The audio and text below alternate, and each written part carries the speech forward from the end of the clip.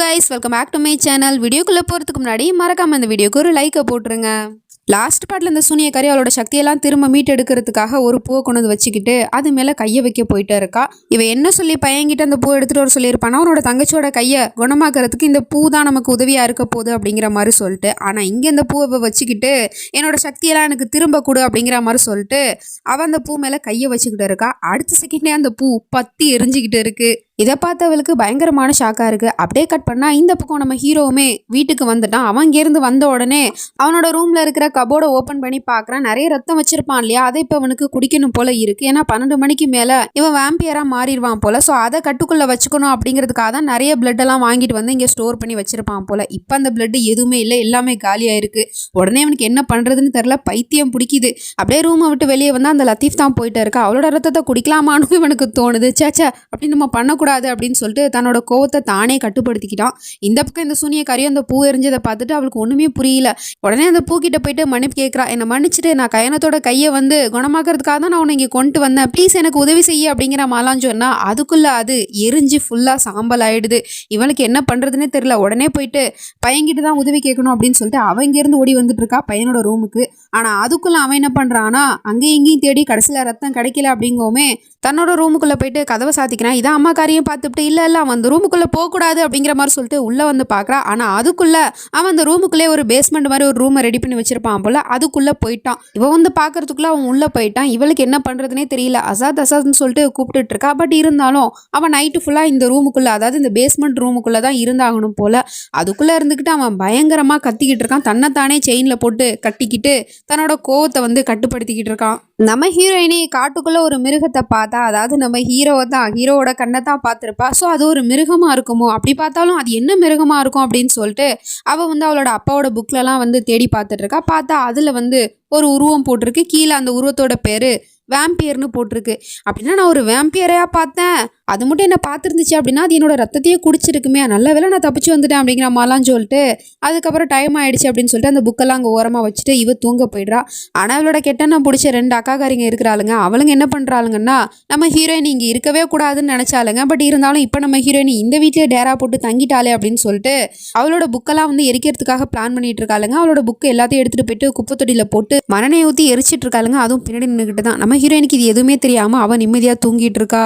இந்த பக்கம் அந்த சூனியக்காரியை உட்கார வச்சுக்கிட்டு அந்த ஆண்டியும் லத்தீஃபும் பூத கண்ணாடியெல்லாம் வச்சு அந்த பூவை செக் பண்ணி பார்த்துட்டு சொல்லிட்டு இருக்காங்க, உண்மையிலே இது இந்த ப்ளூ பூ தானா, இல்லை இது வேற ஏதாவது ஒரு பூவா, இல்லைனா இந்நேரம் உங்களுக்கு சக்தியெல்லாம் கிடைச்சிருக்கணும்ல. அது சரி, இந்த மாதிரி உங்களுக்கு இந்த ப்ளூ பூவால தான் சக்தி கிடைக்கும் அப்படின்னு உங்ககிட்ட சொன்னது யாரு? ஒருவேளை அவங்க இந்த மாதிரி ஒரு கட்டுக்கதையை சொல்லி உன்னை முட்டாளாக்கி இருக்கலாம்ல அப்படிங்கிற மாதிரிலாம் சொன்னா அப்பதான் இவ்வளோ யோசிச்சு பார்க்குறா. எஸ், இவகிட்ட வந்து ஒரு ஆள் தான் வந்து இந்த ப்ளூ பூவை பற்றிலாம் சொல்லியிருக்காங்க. இவ காட்டுக்குள்ள அவளோட நிலைமை ரொம்ப மோசமாக இருந்திருக்கு போல. ஸோ அதனால அவளோட சக்தி கிடைக்கிறதுக்கு என்ன பண்ணலான்னு சொல்லிட்டு தேடி வந்துட்டு இருக்கா. அவளோட காலு பயங்கரமாக வலிக்குது அந்த காயம் இருக்கிறதுனால. என்ன பண்ணுறதுன்னு தெரியாமல் ஒரு இடத்துல ஸ்டக்காகி நிற்கும் போது அப்போதான் ஒரு அம்மா கை நிறைய மோதிரத்தை அள்ளி போட்டுக்கிட்டு வந்து நின்றுக்கிட்டு சொல்லிட்டு இருக்கு, உன்னோட சக்தியெல்லாம் உனக்கு திரும்ப கிடைக்கணும் அப்படின்னா அது 4 வருஷத்துக்கு ஒரு தாட்டி பூக்கிற அந்த ப்ளூ பூவால் தான் உனக்கு நீ இழந்த சக்தியெல்லாம் உனக்கு திரும்ப கிடைக்கும் அப்படிங்கிற மாதிரிலாம் சொல்லியிருக்கும் போல. ஸோ அந்த பொம்பளை பேச்சை கேட்டு தான் இவன் இந்த பூவை வந்து எடுத்துகிட்டு வந்திருக்கா. பட் அது எரிஞ்சு பஸ்வம் ஆயிடுச்சு. உடனே வாங்க கபூர்ஸ்தானுக்கு அப்படிங்கிற மாதிரி சொல்லிட்டு கூப்பிட்டுட்டு போயிட்டு இருக்கா சுடுகாட்டுக்கு.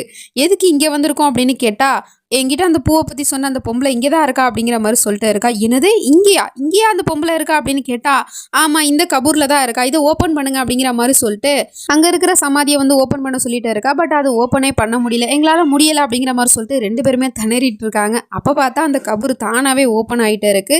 அதுலேருந்து ஒரு அம்மாவுமே எழுந்திரிச்சு உட்காருது. அது வேற யாரும் இல்லை, நம்ம ரஷ்யா தான். இவளுக்கு சாவே வராது போல. இவ வந்து எதுக்காக சுடுகாட்டுக்குள்ளே படுத்திருக்கான்னு தெரியல.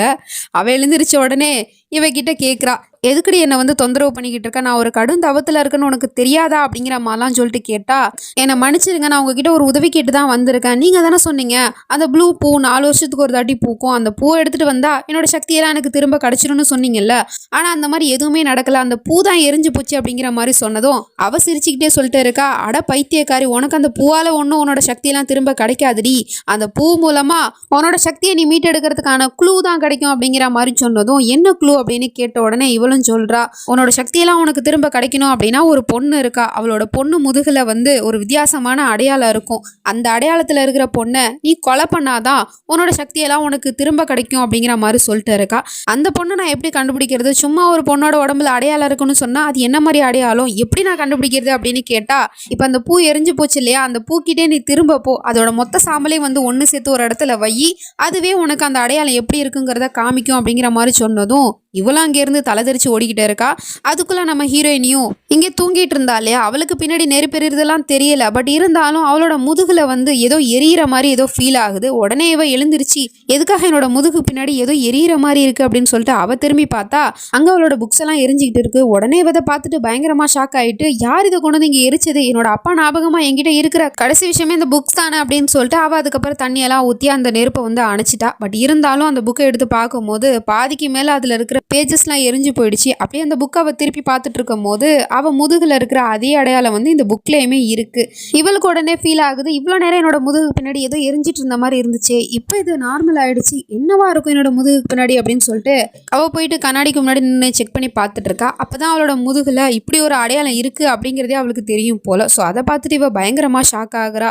அதே சமயம் இந்த சூனியக்காரி அங்கேருந்து தலை தெரிச்சு ஓடி வந்துகிட்டு இருக்கா அவளோட ரூமுக்கு. காத்து வேற பலமா அடிச்சிட்டு இருக்கு, எங்க காத்துல சாம்பல்லாம் பறந்து விடுமோ அப்படின்னு சொல்லிட்டு லத்தீஃப் கசாலா உடனே கதவு ஜன்னலாம் சாத்துங்க அப்படிங்கிற மாதிரி சொன்னதும் அவங்களும் சாத்திடுறாங்க. அதுக்கப்புறம் இவளும் அந்த சாம்பலெல்லாம் அப்படியே எடுத்து கையில் வச்சுக்கிட்டு அது எல்லாத்தையும் ஒன்று சேர்த்து ஒரு வட்டை மாதிரி ஒன்று போட்டுக்கிட்டு இருக்கா. கொஞ்ச நேரத்தில் அந்த சாம்பல் வந்து நம்ம ஹீரோயினி முதுகில் இருக்கிற அடையாளத்தை வந்து காட்டி கொடுத்துருது. அந்த அடையாளம் பார்க்க இப்படி தான் இருக்கும் அப்படிங்கிறது அவளுக்கு தெரிஞ்சு போச்சு. அப்படின்னா அவள் சொன்னது எல்லாமே உண்மைத்தானா, இந்த அடையாளத்தில் இருக்கிற ஒரு பொண்ணை தான் நான் கொலை செய்யணும், அப்போ தான் எனக்கு என்னோட சக்தியெல்லாம் திரும்ப கிடைக்கும், அதாவது அந்த பொண்ணோட மரணத்தில் தான் என்னோட வாழ்க்கையே அடங்கியிருக்கு அப்படிங்கிற மாதிரி சொல்லிட்டு இதுக்கப்புறம் அந்த பொண்ணை தேடுறதுல மும்பரமா இருப்பா போல. பட் இருந்தாலும் அந்த பொண்ணு நம்ம ஹீரோயினி தான், அவள் இதே வீட்டில் தான் இருக்கா அப்படிங்கிற உண்மைலாம் அவளுக்கு தெரியாது.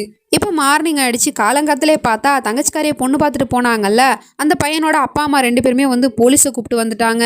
எதுக்காக போலீஸ் அழைச்சிட்டு வந்திருக்கீங்க அப்படின்னு கேட்டா, என் பையனை காணும் அதுக்காக தான் அப்படின்னு சொன்னா, உங்க பையனை காணனா போய் தேடுங்க, எதுக்காக எங்க வீட்டுக்கு போலீஸ் அழைச்சிட்டு வந்திருக்கீங்க அப்படின்னு கேட்டா, என் பையன் காணா போனதுக்கு காரணமே உன்னோட பசங்க தான், ஏன்னா நேத்து உன்னோட 2 பசங்களுமே சேர்ந்து என்னோட பையனை ஒருத்தவன் கொதவலை நெரிச்சான், ஒருத்தவன் வந்து அடிச்சான், ஸோ அதனால எனக்கு உன் பசங்க மேலே தான் சந்தேகமாக இருக்கும், உன் பசங்க தான் என்னோட பையனை ஏதோ பண்ணிட்டாங்க போல அப்படிங்கிற மாதிரிலாம் சொல்லிட்டு அந்த அம்மா கம்ப்ளைண்ட் கொடுத்துருக்கும் போல. ஸோ அதனால போலீஸுமே விசாரிக்கிறாங்க.